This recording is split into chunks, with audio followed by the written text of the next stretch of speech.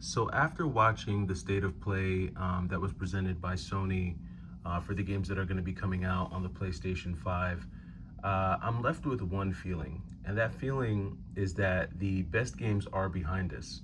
Now, I decided to tune in via the IGN live stream, and I was really looking at what people were putting in the chat because I kind of want to hear from the people. And obviously, you're going to have trolls and you're going to have people in there that just want to boo-hoo everything. But outside of all the L comments and next and boo and all that stuff, one thing that I kept noticing was people ask for remakes. People kept on asking for Sony to remake this game or re-release that game or add another installment to this franchise. And I saw requests, for a lot of well-known franchises, everything from the Kingdom Hearts series. I saw people asking for them to add another installment to the Azura's Wrath series. And there were just so many things that I saw in that chat that made me really believe something that I've believed for a number of years now, which is that the best years, the best days of video game creation, video game ideas, video game IPs that people are genuinely in love with and want to play and be involved with, I feel like those are behind us. Now, of course, there are millions of people clamoring for GTA 6, but that's just another installment in a very old franchise, right? A franchise that goes back 20 plus years at this point. And so, the whole Grand Theft Auto idea isn't necessarily new. It's just a new installment. It's just another version of a game that we've already grown to love and cherish. And so it makes me think, as someone who is leaning and has lent more so to retro collecting versus like modern collecting, what does this mean for the future? And I know that's a question that we always ask whenever we talk about like video games, video game collecting, video game announcements, things like that. What is left of the future? What can we expect from the future? And I think one of the things that we can look to is the new Wolverine game that's coming out. Now, Wolverine, has always been kind of like this animalistic idea. And anytime I hear about a Wolverine game coming out, I immediately think rated M for mature.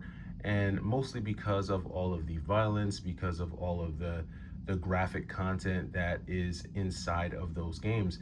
And, there's no doubt that this new Wolverine game is going to deliver a lot of that. But that's not nothing new either. Remember, there was Wolverine Uncaged or Wolverine or X-Men Wolverine, the Uncaged edition. We did get that game. And that game, which was also part of the seventh generation, it was available on the PlayStation 3 and the Xbox 360. That game was also very violent, very graphic as well. And I think that the next phase of what is exciting people, from what it seems like, is, everything that we've already, learned to love and enjoy about certain video games just be pushed to a more hyper realistic level where the graphics and the effects are just taking things to a very, very realistic level. And that's to be expected. Obviously, as we advance the technology, as these consoles become more sophisticated, as the graphical output continues to improve, even if it is marginal, we can expect to see these, more hyper realistic types of images when it comes to video games. And I think that only really matters when you're trying to display more shock and awe type of scenery, whether it's very detailed environments or whether it's something very graphic like a Wolverine game. All that being said, though, I think that all these ideas, all these, thought processes are being pulled and kind of stem from games and ideas that we've already seen.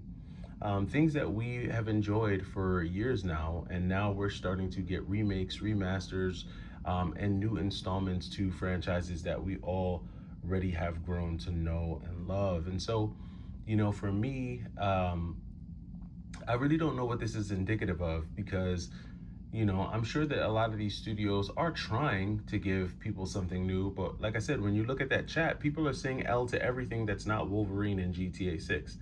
And what I realized is that in this type of microwave age where people um, enjoy things for maybe about half of a day and then they move on to the next thing. I don't know if we'll ever get back to an era where people, kind of experience the shock and awe of a really great game and then they're able to just sit with it and enjoy it for weeks and months, if not years, and allow it to become, somewhat of a cult classic. I think it takes something very extraordinary for that to happen these days, just because this is just not that type of generation. And it's not an age where people actually sit with media anymore. People don't sit with media like the way they used to, whether it's music, movies, video games. People just don't really get the opportunity to sit with media and soak it in and, you know, just wallow in it for some time before moving on to the next thing, because we're just constantly being bombarded with so much media every single day, and in so many ways on our cell phones, TV, streaming, laptop. You're outside. There's just so many ways that media is coming at you. It's like trying to drink from a hose, and for me, someone who's super just old school and someone who really appreciates retro, it just makes me kind of appreciate retro a little bit more. And it kind of makes me want to go back and kind of see where a lot of these ideas started from. So, yeah, again, just looking at the state of play, the main thing that I grasp and grab from it is that people are looking for more of the stuff that they already love, because it just doesn't really seem like anything new is really grabbing the attention, and nothing that's coming out that's new. And when I say new, I don't mean necessarily a new game. I mean like new IP, like new franchises, new things like that. They just don't seem to have the same staying power as older retro games. So let me know what you thought about the state of play. Those are my thoughts.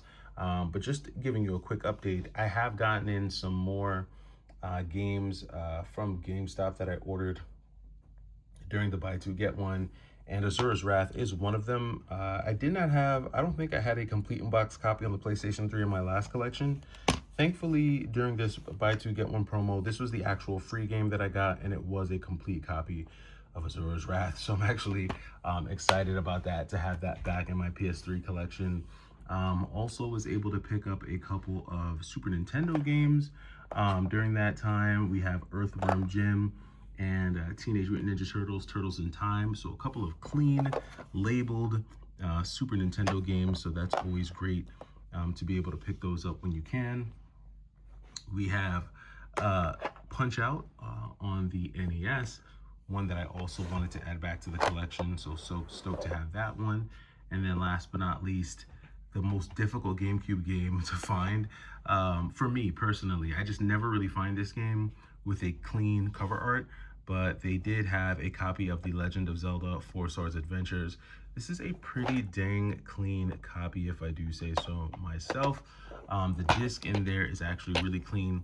The only part that sucks is that it does not have the manual, but it does have all of the inserts and everything like that. So really cool stuff. Was glad to add that in.